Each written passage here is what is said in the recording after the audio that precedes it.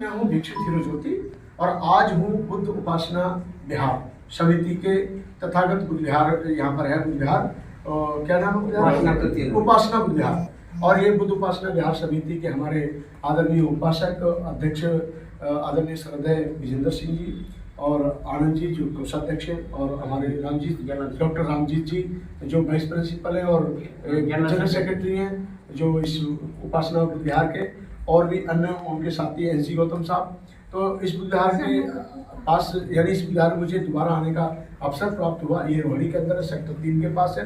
और इन सब ने मिलकर के बड़ा ही सुंदर छोटा सा प्यारा सा बुद्ध विहार बनाया है जहाँ आकर के मानसिक शांति मिलती है। मुझे दूसरी बार अवसर प्राप्त हुआ यहाँ आने का, ये मेरे लिए बड़े गौरव की बात है। और ये सबसे बड़ी बात क्या थी कि बरसाबाद चल रहा है, और बरसाबाद के दौरान मैं भी ऐसी विहार वाली जगह तलाशता हूँ कि जहाँ मुझे जाने का अवसर प्राप्त हो, और उपासक जहाँ उपलब्ध हो,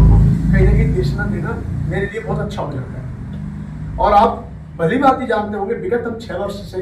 बौद्ध ज्ञान जहाँ भगवान बुद्ध को ज्ञान प्राप्त हुआ था, जिसको बुद्ध की तपोस्थली और ज्ञान स्थली दोनों कहा जाता है, वहाँ पर आप सभी के योगदान से, आप सभी के महत्वपूर्ण योगदान से हमने लगभग 1.25 एकड़ जमीन खरीदी है, जिसको खरीदने में लगभग 32 लाख रुपए का कर्ज लिया गया था, जिसको हम पटाने के लिए दिन रात हम और हमारी टीम के विजेंद्र सिंह जी और डॉक्टर रामजीत जी रोहिणी से बड़ा प्रयास करते हैं। और यहाँ पहले भी मैं आया था तो पहले भी इन्होंने अपने परिजनों से, मित्रगणों से सहयोग कराया था, और आज भी हमारे एनसी गौतम जी ने सहयोग किया है और तेसिंह जी ने सहयोग किया है, और हमारे जहाँ तक कहा जाए राम खिलाड़ी जी हमारे प्रज्ञा ट्रस्ट के मेंबर हैं, उन्होंने पहले भी सहयोग किया है और आज भी उन्होंने 25,000 रुपये का योगदान दिया है। साथ ही मैं ये कहूँगा कि यहाँ पर प्रज्ञा ट्रस्ट के हमारे संरक्षक और इस विहार के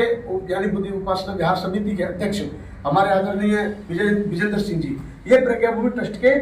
संरक्षक हैं, और इधर हमारे डॉक्टर रामजीत जी जो हैं ये भी संरक्षक के रूप में वहाँ पर स्वीकार किए गए हैं। तो इन्होंने भी बड़े पैमाने पर सहयोग किया है, और अब तक इनका लगभग बड़े पैमाने पर मैं ये कह सकता हूँ कि एक अनाथ पिंडक जो उपासक है, अनाथ पिंडक का अगर दर्जा मिलना चाहिए तो ऐसे लोगों को मिलना ही चाहिए, क्योंकि ये इन लोगों के कारण ही, दानदाताओं के कारण ही आज हमारे बुद्ध विहार, हमारी संस्थाएं, हमारे समाज के जितने भी धार्मिक स्थान हैं और हमारे गरीब बच्चों की शिक्षा दीक्षा, इनमें कहीं ना कहीं इन लोगों का, इन दानदाताओं का बड़ा सहयोग प्राप्त होता है। तो आज भी हमारे उपासक जी ने वैसे उस कर्ज को पटाने को लेकर बहुत चिंतित रहते हैं, पूरे देश के और भी बहुत उपासक हैं, लेकिन उनमें ज़्यादा विशेष ये ध्यान रखते हैं। कर्ज का अगर मैसेज देखते हैं तो इनको बड़ी पीड़ा होती है, तो उसी के निदान हेतु अब तक इन्होंने कई बार में 2,70,000 रुपये सहयोग किया, और आज भी इन्होंने 50,000 रुपये सहयोग। फिर हमने कुछ बातें की तो कह ले बंदे आप चिंता ना करें, मैं तो हमेशा सदैव आपके साथ हूँ। तो मैं यही चाहता हूँ कि आप सभी दानदाता इसी प्रकार से सहयोग करते रहें, ताकि गया की जमीन का कर्ज जल्दी पटे, और फिर वहाँ एक रचनात्मक कार्य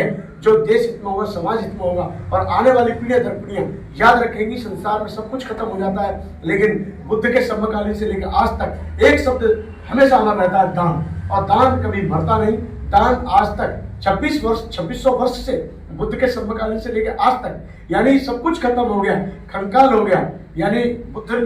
लुप्त भी हो गए इंडिया से, फिर से आ गए, लेकिन सब कुछ होने के बावजूद भी बुद्ध के देशना में, बुद्ध के विहारों में जिन दानदाताओं ने उस समय दान दिया था, उनके दान आज भी हमारे हैं। और खंडित भले ही देखने को मिलता है, लेकिन अनाथ पिंडक का दान, राजा प्रसन्नजीत का दान, राजा बिंबिसार का दान, इन दानदाताओं का दान कभी खत्म नहीं हुआ। तो मैं ये चाहता हूँ कि आप सभी लोग दान की पारमिता का पालन करते हुए बौद्ध ज्ञान की तरफ एक कदम बढ़ाते हुए, मैं चाहूँगा कि उसमें आप अपना सहयोग जरूर करें, ताकि हमें कर्ज से जल्दी मुक्ति मिले और दूसरा कदम उठाएं हम जल्द से जल्द। और हम ये भी चाहते हैं कि जैसे ही हम कर्ज से मुक्त होंगे तो दिल्ली के अंदर एक सम्मान समारोह रखा जाएगा, जिन दानदाताओं ने यानी सम्मानपूर्वक सहयोग किया है। तो हमारा भी कर्तव्य बनता है कि हम उन सबको एकत्रित करके एक दूसरे के अंदर मैत्री भाव बढ़ाएं। आप सभी को बहुत बहुत साधुवाद।